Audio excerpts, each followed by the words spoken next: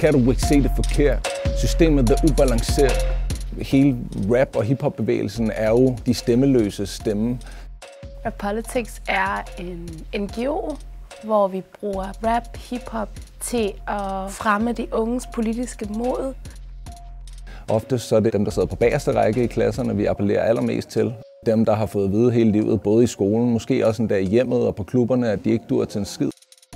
Jeg synes, det var en rigtig god proces at søge Tuborgfonden. Vi var både så heldige at få støtte sidste år til vores pilotprojekt med React. Det var vores første samarbejde med Institut for Menneskerettigheder og Roskilde Festival. Så har vi fået støtte igen til de næste 2 år. Rap kan jo noget helt specielt, som gør, at de unge kan føle sig set og hørt. Målet er at få den her demokratiske bevidstgørelse hos de unge mennesker, og også sætte fokus på menneskerettigheder. Kan du ikke se, hvad der sker? De taler så unuanceret. Politikerne tænker kun stemmer, men igen dagen bliver kamufleret.